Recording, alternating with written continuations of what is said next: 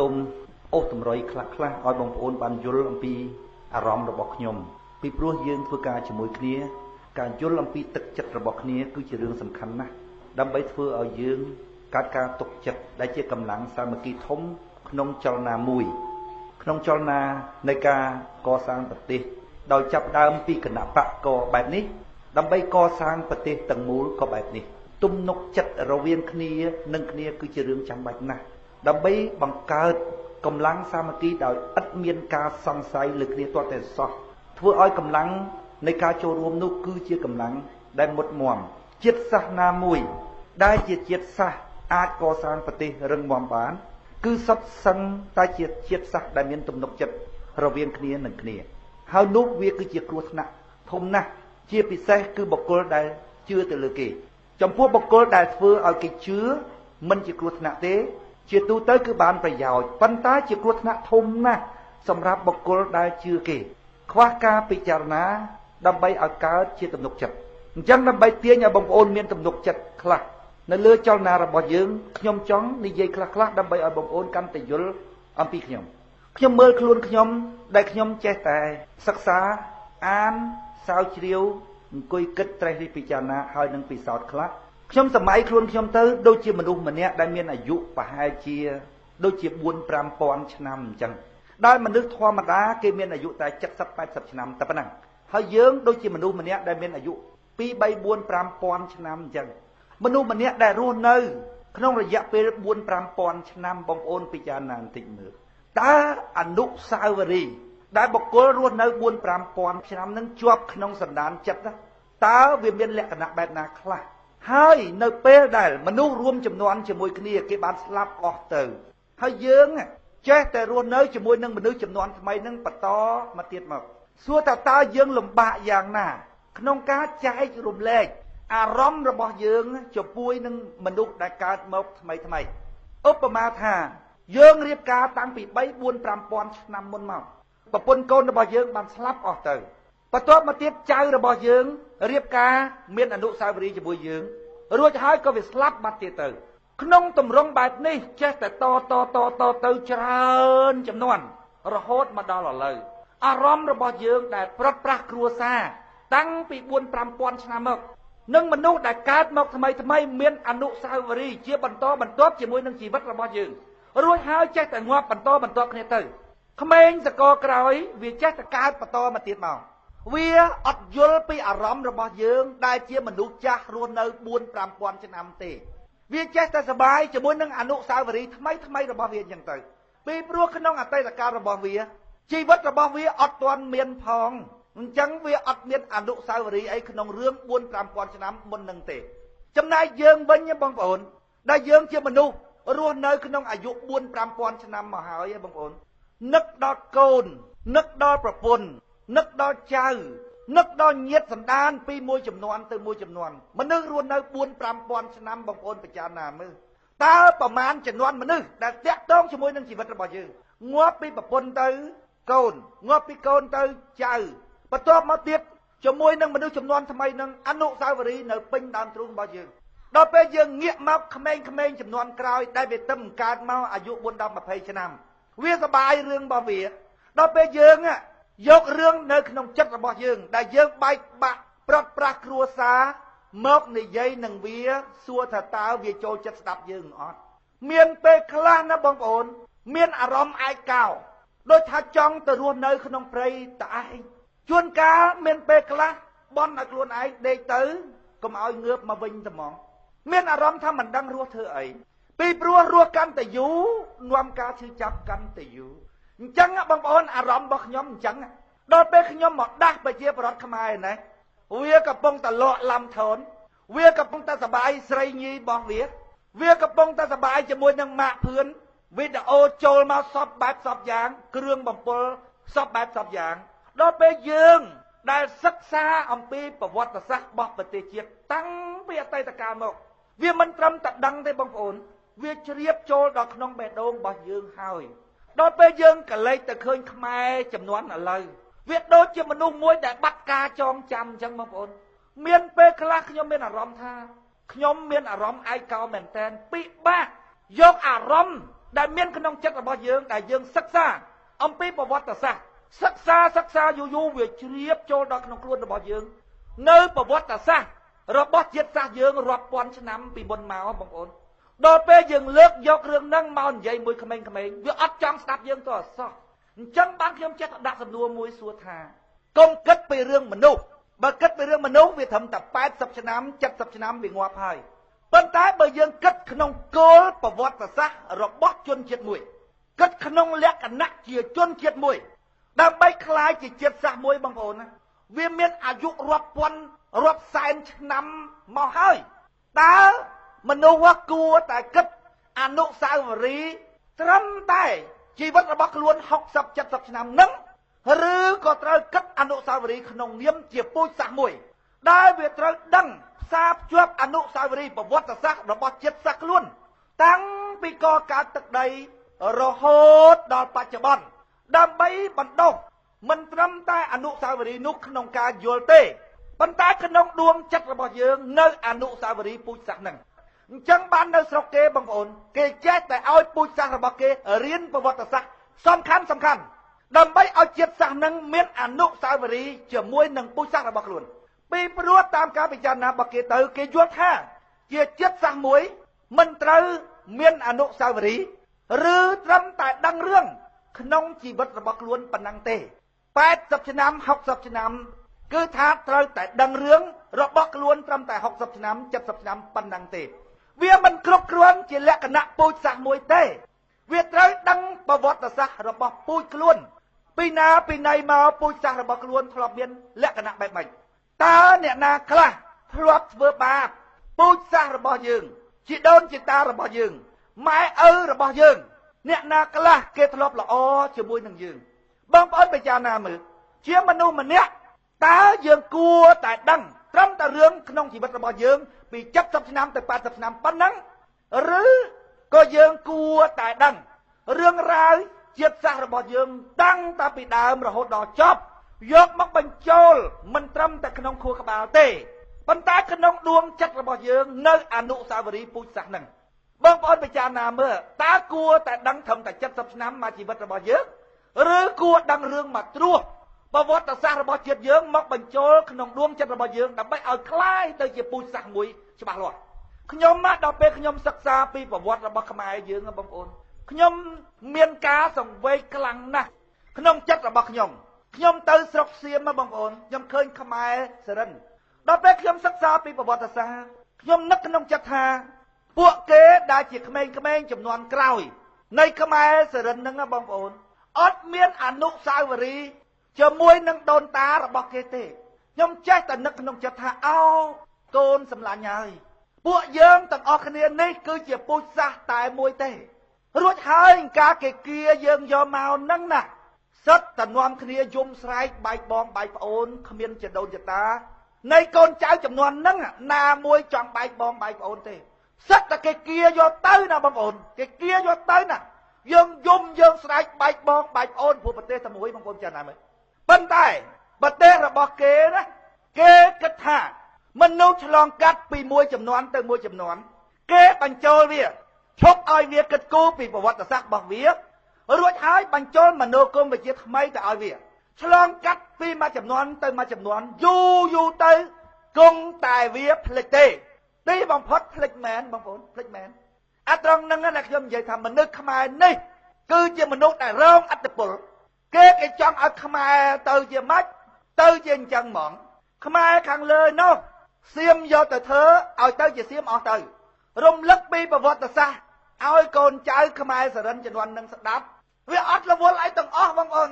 បើយើងដែលសិក្សាអំពីប្រវត្តិសាស្ត្រឲ្យវាដុសជាប់ក្នុងចិត្តរបស់យើងប្រៀបដូចថាយើងនឹងមានអាយុ3-4,000ឆ្នាំមកហើយបងប្អូនអនុស្សាវរីយ៍ដែលវាជាប់ក្នុងខ្លួនរបស់យើងដល់ពេលយើងទៅហៅកូនមកវិញ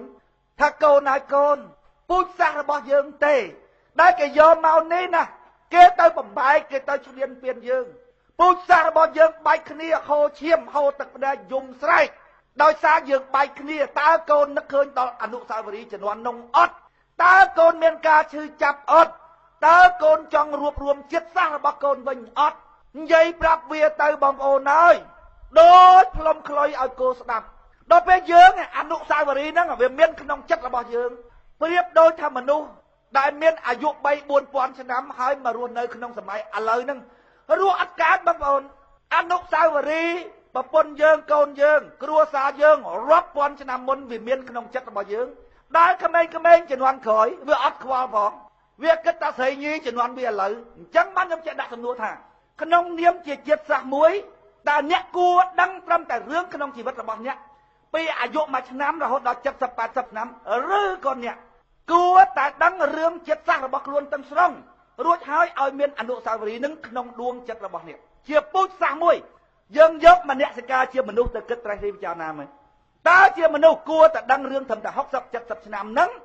ឬក៏ត្រូវតែដឹងរឿងប្រវត្តិសាស្ត្ររបស់ជាតិសាសន៍របស់ខ្លួនខ្ញុំគិតពិចារណាប្រកបដោយមនសិការទៅខ្ញុំថាក្នុងនាមជាពូជសាសន៍មួយណាបងប្អូនវាត្រូវតែមានអនុស្សាវរីយ៍ពូជសាសន៍របស់ខ្លួនដកជាប់ក្នុងផ្លូវចិត្តមិនមែនដើម្បីគំនុំសងសឹកគ្នាទេណាបងប្អូនប៉ុន្តែការយល់អំពីប្រវត្តិសាស្ត្ររបស់ខ្លួនការមានអនុស្សាវរីយ៍និងចិត្តសាស្ត្ររបស់ខ្លួនធ្វើឲ្យយើងអាចបែងចែកមិត្តសត្រូវអាចបង្ការសត្រូវដែលកើតក្នុងពេលបច្ចុប្បន្នដើម្បីទប់ទល់ក្នុងជីវិតជាក់ស្ដែងរបស់យើងទៀតហើយការមានអនុស្សាវរីយ៍អញ្ចឹងបងប្អូនធ្វើឲ្យកម្លាំងតស៊ូរបស់យើងមានលក្ខណៈមុតមាំដោយសារគេដឹងថាពូជសាសន៍មួយដែលជ្រាបអនុស្សាវរីយ៍ពូជសាសន៍របស់ខ្លួនពីកន្លងមករហូតដល់ពេលបច្ចុប្បន្នការធ្វើការក្នុងពេលបច្ចុប្បន្ននេះវាភ្ជាប់ក្នុងអតីតកាលរបស់ខ្លួននៅកម្លាំងចិត្តមួយដែលខ្លួនធ្លាប់បានមានការឈឺចាប់ឬមានអនុស្សាវរីយ៍ថាប្រទេសរបស់ខ្លួនធ្លាប់ស្គមស្កើងរបៀបម៉េចទេបងប្អូនជាតិសាសន៍មួយនឹងគឺខ្លាំងណាស់ក្នុងពេលបច្ចុប្បន្នកាលណាមនុស្សមានអនុស្សាវរីយ៍វែងឆ្ងាយអញ្ចឹងបងប្អូនពូជសាសន៍នឹងគឺខ្លាំងណាស់ដល់ពេលគេដឹងអញ្ចឹងបងប្អូនមើលកម្មវិធីសិក្សារបស់យើងសប្តាហ៍ថ្ងៃមើលគេអត់ឲ្យយើងសិក្សាអំពីប្រវត្តិសាស្ត្រណាដែលនាំឲ្យខ្មែររបស់យើងស្គាល់ថាខ្លួនយើងជាខ្មែរមានលក្ខណៈបែបម៉េចកម្មវិធីសប្តាហ៍ថ្ងៃហ្នឹងតែ2ធ្នូ7មករាតែប៉ុណ្ណឹងគេគិតថាម៉េចហ៎គេគិតថាខ្មែរហ្នឹងដូចកូនរុក្ខជាតិអញ្ចឹងតែបញ្ចូលអញ្ចឹងហ្នឹងតែ20-30 ឆ្នាំទៅគឺអាគុណ7មករាគុណ2ធ្នូហ្នឹងចូលពេញក្បាលរបស់វាចដូនចតានិយាយពីស្រែកបងប្អូនស្រែកដាច់ក្លោតខ្លាចស្រែកទៅ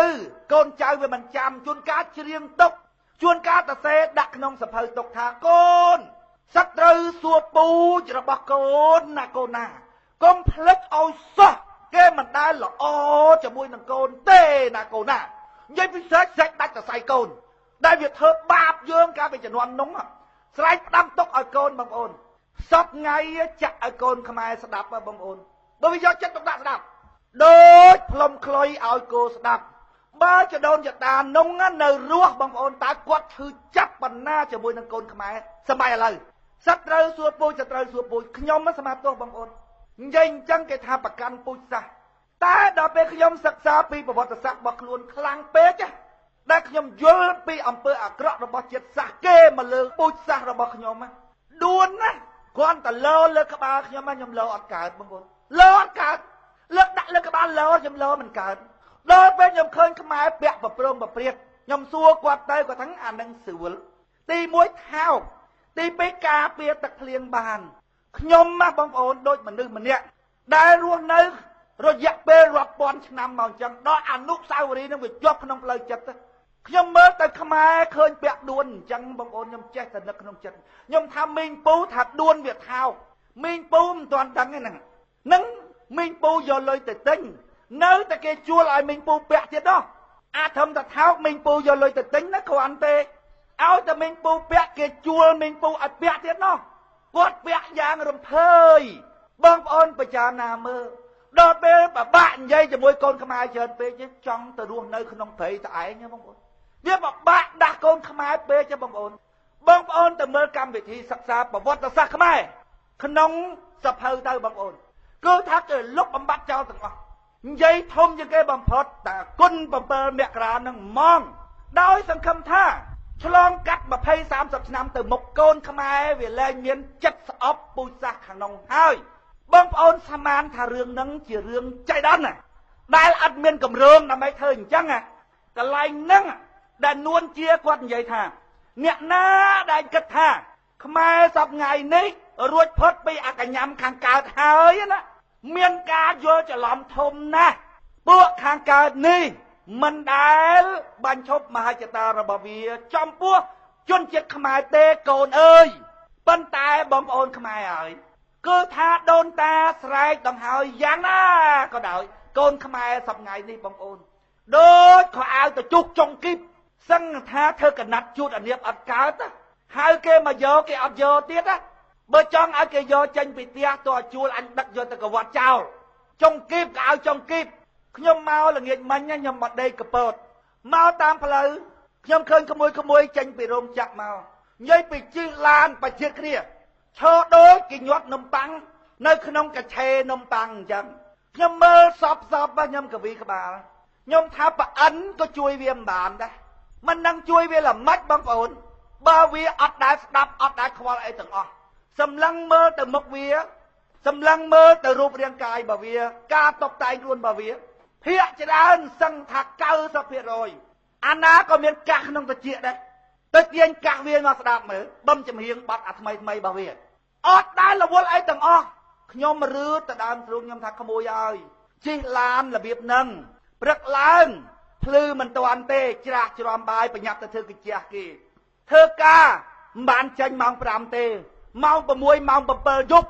បានចេញពីធ្វើការមកសូតតែប្រាក់ខែឲ្យវាច្រើនសល់ទុកស៊ីទៅចាស់ទៅអត់គឺថាពេលធ្វើការហ្នឹងបានស៊ីមករស់ដល់ថ្ងៃអស់កម្លាំងធ្វើការលែងបាននាំជំងឺមកដេកងាប់នៅផ្ទះហ្មងមើលសពទៅក្មួយហើយការងារដែលក្មួយប្រព្រឹត្តអរិយាប័ត្រដែលក្មួយប្រព្រឹត្តសពថ្ងៃហ្នឹងវាសមនឹងលទ្ធផលដែលក្មួយបានទទួលនៅពេលហ្នឹងហើយអត់មានពីណាជួយក្មួយបានទេគ្រាន់តែឃើញមុខយើងទៅវាដឹងថាមុខយើងជាមុខគណៈបកនយោបាយភ្លាមវាមានអារម្មណ៍ថាគ្មានរឿងអីក្រៅអំពី100ស្លឹកត្នោតអំពីវាទេបងប្អូនទៅរកប្រឡោះណាចូលបានដោយអាគេកវីនតាក់អញ្ចឹងបើកវីស្មើអញ្ចឹងហើយយើងលូតចូលកើតអានេះកវីក៏ឆក់កឆែងទៅមុខទៅក្រោយលូតចូលមិនកើតទៅរកល្មិចបយលវាកើតបងប្អូនគ្រាន់តែឃើញមុខយើងទៅវាថាយើងចង់បានអីពីវាមកវិញមកអូមកចាស់ថ្លៃហើយបើអញហើយជួយបយលខ្មែរមិនបានតើប្រអិនណាជួយបានខ្ញុំចេះតែដាក់សំណួរក្នុងចិត្តខ្ញុំថាយីខ្មែរដល់ម្លឹងមកបើហូជីមិញនៅអញចង់លឹកជង្គង់ថ្វាយអង្គមបន្តិចអញថាតាឯងនេះប្រកែមើលចរិតខ្មែរធ្វើត្រូវមែនធ្វើតោះខ្មែរទៅរបបកាច់របបយកអស់ចឹងមែនហ្មងពូជកសាងកោទៅអាចឹងទៅណាបងប្អូនទៅអាចឹងទៅដល់ពេលយើងយល់ពីប្រវត្តិសាស្ត្ររបស់យើងបងប្អូនហើយចង់ស្រែកដង្ហៅហៅកូនចៅថាពូជសាសន៍របស់យើងធ្លាប់ស្គមស្កើងកូនចៅគេជំវិញគេឃើញពូជសាសន៍របស់យើងស្គមស្កើងគេតាមបំផ្លាញយើងឥឡូវកូនចៅមិនស្គាល់មុខមិត្តមិនស្គាល់មុខសត្រូវទេយកសត្រូវធ្វើជាមិត្តគេមិនដែលមានអារម្មណ៍ល្អជាមួយនឹងកូនទេណាកូនណាកូនត្រូវប្រយ័ត្នខ្លួនតើបញ្យល់វារបៀបម៉េចបងប្អូនបើវាអត់ដែលខ្វល់អីទាំងអស់វាអត់ដែលគិតអីទាំងអស់ដល់ពិបាកពេកបងប្អូនខ្ញុំចង់តែទៅអង្គុយក្នុងព្រៃដាំដើមឈើដាំបន្លែដាំអីស៊ីមុនងាប់បងប្អូនចង់តែបោះបង់ជាតិសាសន៍មួយនឹងចោលតែហ្មងបងប្អូនវាមិនដឹងជានិយាយថាម៉េចអស់ពីពោះអស់ពីពងបាក់អស់ពីពវៀនហើយលោកម្ចាស់ថ្លៃបាក់អស់ហើយគ្មានចង់បានអីពីម្ចាស់ថ្លៃទេមិនត្រឹមតែមិនចង់បានទេណាបងប្អូនមានតែចំណាយទៅវិញទៀតដើម្បីបំរើពូជសាសន៍មួយនឹងអញ្ចឹងបានខ្ញុំខឹងណាស់ខឹងអាអ្នកដែលយើងកំពុងតែបញ្យល់រួចហើយវាចេះតែបាច់ទិន្នន័យខុសមកនេះធ្វើនយោបាយប្រជាពិធបោកតែរៀបខ្លួនឯងនេះចង់បានអីពីគ្នាទៀតដោយក្តាមដោយខ្ចងសប្ងៃនេះមានឈាមមកពីណាគ្នាក្រចង់ងាប់គ្នាប្របាក់ចង់ងាប់មកបច្ចាចមកបច្ចាយកតាស្លឹកថ្នោតមិនហ៊ាននិយាយការពិតទេបច្ចារៀបខ្លួនឯងដើម្បីយកតាស្លឹកថ្នោតសូតែវាក្រទៅមួយវេលាឡានរាប់ផ្លូវហើយនៅតែបោករៀបខ្លួនឯងចង់បានស្អីទៅទៀតអញ្ចឹងអានខ្ញុំនិយាយថាអ្នកនយោបាយស្រុកខ្មែរនេះវាថោកអើយមហាសែនថោកឯងកំពុងតែបោសកំពុងតែលៀងខួរក្បាលកូនខ្មែរដើម្បីរៀបទិន្នន័យដាក់ឲ្យវាវិញឲ្យវាចេះគិតឲ្យដឹងថាស្អីខុសស្អីត្រូវវាពីលើមកចេះតែបាច់អាទិន្នន័យខុសមកក្តៅបងប្អូនក្តៅពិបាកក្នុងខ្លួនខ្លាំងណាស់សប្ងៃបងប្អូនធ្វើការងារផ្លាស់ប្ដូរផ្នត់គំនិតរបស់ប្រជាពលរដ្ឋដែលយើងថាបដិវត្តផ្នត់គំនិតនេះអូយបងប្អូនហើយហួសហត់កម្លាំងកាយទៅទៀត ហត់ចិត្តទៅបងប្អូនហត់ចិត្តទៅហួសហត់កម្លាំងកាយទៅទៀតខ្ញុំមិនដឹងជានិយាយយ៉ាងម៉េចឲ្យបងប្អូនយល់អំពីសន្តានចិត្តរបស់ខ្ញុំអញ្ចឹងបាន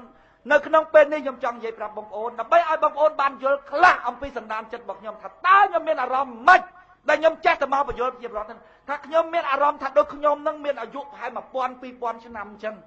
មករស់នៅជាមួយក្មេងសម្ងាយដែលវាទៅអាយុ 20 30 ឆ្នាំវាមានអនុស្សាវរីយ៍តែ 20 30 ឆ្នាំរបស់វាហ្នឹងហើយដល់ពេលយើងរាប់ពាន់ឆ្នាំមកយើងមានអនុស្សាវរីយ៍ពីមុនមកយើងចង់បញ្ចូលអានឹងទៅឲ្យកូនខ្មែរឲ្យរស់នៅក្នុងនាមជាពូជសាសន៍មួយអ្នកត្រូវមានលក្ខណៈរឹងមាំមិនដូចកូនរុក្ខជាតិគេចង់បញ្ចូលអីទៅអ្នកបានតាមចិត្តទេខ្យល់បក់ពីជើងទៅត្បូងខ្យល់បក់ពីត្បូងទៅជើងគេថាកូនខ្មែរមួយចំនួនយកទៅសៀមហ្នឹងបញ្ចូលវាយូរវាលែងគិតខ្មែរមែនមកកភ្លុះសពថ្ងៃកម្ពុជាក្រមមិនតិចទេណាបងប្អូនដែលធ្វើកិច្ចឲ្យយួនខ្ញុំថាហេតុអីបានបងប្អូនទៅកម្ពុជាក្រមហ្នឹងចេះតែយួនហ្នឹងវាដឹងភ្លាមម៉េះថាខ្មែរទៅរាយការណ៍ឲ្យយួនអានៅក្បែរគ្នាហ្នឹងខ្ញុំថាងាប់អានៅក្នុងទ្រុងអានៅក្នុងទ្រូអានៅក្នុងសំណាញ់ទាំងអស់គ្នាហើយនោះវានៅឆ្លៀតខំគ្នាដល់ប៉ុណ្ណឹងទៀតអីថាចង់ថាខ្មែរយើងចង់ថាបងប្អូនណាដល់ពេលឃើញអញ្ចឹងបងប្អូនខ្ញុំទ្រាំមិនបានអង្គុយគិតទៅឃើញកៅអីតំណាងរាស្ត្រប៉ិនចៃប៉ិនតសៃសក់ប៉ិនតសៃបោះដើរចេញមកប្រុចហ្មងនឹកក្នុងចិត្តថាងាប់ហើយមនុស្សកើតមកស៊ីបាយតែ3ពេលទេហ่าតំណាងរាស្ត្រដូចមិនបានចងភ្ជាប់នឹងអញពីក្នុងពោះម៉ែអញមកទេហ่าដឹងបានការអីផងឲ្យតែបានបាយ3ពេលរស់ហ่าដូចចាំបាច់អីគ្រាន់តែធ្វើតំណាងរាស្ត្ររួចហើយអត់បាននិយាយការពិតផងនៅអង្គុយបោករាជាមួយគេដើរចេញមកប្រុចសំបីតែបងប្អូនក្រុមគ្រួសាររបស់ខ្ញុំក៏យល់ចិត្តខ្ញុំមិនបានផងកន្លែងហ្នឹងជួនកាលខ្ញុំនឹកក្នុងចិត្តអស់សង្ឃឹមនឹងប្រជាពលរដ្ឋខ្មែរទី1គាត់ចិញ្ចឹមបីបាច់ថែសារយើងគាត់ដឹងថាយើងល្អមិនគាត់ដឹងថាយើងឆ្លាតមិនបងប្អូនក្រុមគ្រួសារគាត់ដឹងបងប្អូនគាត់យល់ពីយើងប៉ុណ្ណឹងផងនៅតែគាត់មិនយល់អំពីថាតើហេតុអីបានយើងសម្រាប់ចិត្តដើរផ្លូវហ្នឹងនៅពីក្រោយខ្នងខ្ញុំដល់គាត់និយាយថាម៉េចវាឈួតវាសប្ងៃដឹងស្អីវាបានធ្វើតំណាងរាជចេញមកឈួតទៅវាហ្នឹងទៅបងប្អូនចដូនមួយខ្ញុំខ្លះវាស្ដាប់យល់វានិយាយប្រាប់ខ្ញុំថាម៉ែនិយាយថាអូយដឹងស្អីស្ដាប់បងឯងឈឺក្បាលខ្ញុំថាអើម៉ែហែងចំបងប្អូនក្រុមគ្រួសារមានមីងខ្លះបីបាច់ថែរក្សាខ្ញុំបងប្អូនតាំងពីបាតជើងក្រហមមកគាត់នៅមួយម៉ែខ្ញុំលៀងអាចលៀងនោមមកខ្ញុំគាត់មិនយល់ពីខ្ញុំផងយល់អត់បានគាត់យកចិត្តគាត់មកថ្លឹងយល់មិនបានគាត់ថាអញមិនដឹងថាវាធ្វើអីសប្ងៃវាចង់បានស្អីអញអត់យល់វាទៅបែកតប៉ែសប្ថ្ងៃអាណាស្ដាប់វាប្រហែលទៅគាត់និយាយចឹងបើនិយាយពីគាំទ្រខាងសាសនាវិញគាត់បុត្រវង្សបើនិយាយពីគណៈបកនយោបាយវិញគាត់សង្គ្រោះជាតិមីងខ្ញុំហ្នឹងសង្គ្រោះជាតិណែវាលោយអញ្ចឹងដឹងគាត់និយាយថាម៉េចពូខ្ញុំអីគាត់និយាយថាម៉េចអត់ដំកតៈមនុស្សផ្សេងគ្នាកុំចង់យកក្មួយមកលោកឡំរឿងជាតិអត់បានដាច់ខាតរឿងជាតិគឺរឿងជាតិរឿងក្មួយមិនថាក្មួយធ្វើនយោបាយចេះតែបោះឆ្នោតឲ្យក្មួយទេរឿងជាតិដាច់ដោយឡែកណែវាលោយចឹងទៀតណាពេលអត់លុយសុំយើងបងប្អូនច្រឡងដេកហ្នឹងជួនកាលមកច្រឡងដេកបុត្រវង្សច្រឡងដេកអីហ្នឹងឡងដេកធေါ်គេហ្នឹងច្រឡងម្ដងមាន5 600ទីច្រឡងស្នាក់ការខ្ញុំខ្ជិលចេះតែច្រឡងឲ្យទៅយកទៅដើរចែកគេធ្វើធម្មទានគាត់ដែរបងប្អូនហើយបើម្ដាយមីងឯងពូឯងសត្វតែបកើតរបៀបហ្នឹងចុះប្រជាប្រដ្ឋដតៃទៀតដែលគេមិនស្គាល់យើងត្រង់ហ្នឹងបងខ្ញុំថាអូឆ្ងាយណាស់បងប្អូនឆ្ងាយដាច់អាឡ័យឆ្ងាយអើយសែនឆ្ងាយដាច់អាឡ័យគេយល់ចិត្តយើងអត់បានបងប្អូនណាសម្រាប់មនុស្សជាប់លោកធម៌បងប្អូនណាគេពិបាកទប់ទល់ជាមួយលោកធម៌ខាងក្រៅខ្លាំងហើយគេពិបាកយកចិត្តរបស់គេដែលជាប់លោកធម៌មកថ្លឹងជាមួយចិត្តរបស់យើងដែលស្ដៅលោកធម៌បងប្អូនឧទាហរណ៍ថាគេគឺជាជាតិដែកដល់ពេលគេយកមេដែកមកដាក់ក្បែរបងប្អូនដាក់មេដែកកាន់តែធំអាដែកទៅវាចង់ឆក់មកវាញ័រវាណាបងប្អូនមនុស្សដែលវាចង់បានមុខមាត់តំណែងតួនាទីដល់ពេលគេបញ្យល់អានឹងទៅក្នុងចិត្តរបស់វាញាប់ញ័រវាសំខាន់ណាដល់ពេលយើងធៀបឈើដល់គេយកមេដែកទៅដាក់ចិត្តហីអត់អង្គើសោះហើយថែមមេដែកធំមួយទៀតមើលដាក់មេដែកកាន់តែធំទៅយើងចង់ទៅសោយធៀបរបស់យើងឈើសោះមិនបានយើងមើលទៅជីវិតតែនឹកឃើញថាវាអត់អីសំខាន់ទោះអសោះបងប្អូនកើតមកសម្រាប់តែស្លាប់ដល់គេមកនិយាយមួយយើងគេនិយាយឲ្យតំណែងឲ្យតួនាទីយើងដល់ពេលនិយាយយើងគិតតែវាសោយដឹងនិយាយថាម៉េច ដឹងស្អីស៊ីបាយមួយថ្ងៃតែ3ពេលដល់ពេលគេមកនិយាយឲ្យយើងធ្វើនេះធ្វើនោះខ្ញុំគិតតែពិសោធន៍ហើយអាបងប្អូនយើងគាត់មនុស្សជាប់លោកធម៌រុញគូតយើងហួយទៅដល់ពេលយើងអត់ទៅគាត់ថាយើងខុសពួកអីពួកខុសពីចិត្តគាត់គេអត់យល់ពីយើងអញ្ចឹងមិនគេថាខ្ញុំឈួតនឹងត្រូវបងប្អូនពួកអត់ដូចគេយល់អត់បានម្ដាយមីងក្រុមគ្រួសារយើងមួយចំនួនធំយល់មិនបានចុះប្រជាពលរដ្ឋខ្មែរអញ្ចឹងបានមកប្រជុំកពតប៉ុណ្ណឹងត្រូវហើយហើយ100នាក់អីហ្នឹងប៉ុណ្ណឹងត្រូវហើយកពតនេះបងប្អូនកពិតកពីវចំក្រោយកពិចាក់ដឹងប្រមាណឆ្នាំហើយកពតហ្នឹងមិនតិចទេណាបងប្អូនតាំងពីអាណត្តិមុនចាក់បានយូរណាស់មិនតិចទេណាបងប្អូនតែអត់ងើបមកកពិតនៅនឹងកពីវកពិនៅនឹងមកកពតហ្នឹងអញ្ចឹងមកដឹងមិនបងប្អូនហើយបើជាប់ចិត្តជាមួយនឹងប្រជាពលរដ្ឋខ្មែរឈួតសប្ងៃបងប្អូនឈួតទៅប៉ុន្តែកាត់ចិត្តត្រង់ថាឥឡូវអញ្ចេះចោះព្រះអាទិត្យដឹងរះមកអាណាទទួលពលឺឬមិនទទួលអានឹងរឿងរបស់និស័យសាស្ត្រទៅចេះតែចាក់ផ្សាយទៅអាណាស្ដាប់ក៏ស្ដាប់អាណាមិនស្ដាប់ក៏ហើយទៅអ្នកទៅតាមផ្លូវហ្នឹងដែលធូរបន្តិចសប្ងៃនៅឱកាសចុងក្រោយខ្ញុំចង់បើកអារម្មណ៍របស់ខ្ញុំត្រង់ហ្នឹងឲ្យបងប្អូនបានយល់ថាហេតុអីបានជាខ្ញុំចេះតែនាំបងប្អូននិយាយបងប្អូនពីព្រោះអារម្មណ៍របស់ខ្ញុំដែលវាដកជាប់អនុស្សាវរីយ៍ដែលយើងបានរៀនបានសិក្សាទៅមើលកម្ពុជាក្រមសំណោះជនជាតិរបស់ខ្លួនសំណោះគេបំបែកទឹកដីរបស់យើងទៅខ្មែរសរិនណាបងប្អូនជួបនៅបាងកកវាលក់អីវ៉ាន់លក់អីក្នុងផ្សារដល់ពេលយើងឃើញខ្មែរយើងនឹកឃើញដល់អនុស្សាវរីយ៍ដែលគេបំបែកយើងវាលខិចលខឹកវាអត់ដែលលវល់អីទាំងអស់នឹកក្នុងចិត្តពូជសាសអញហើយ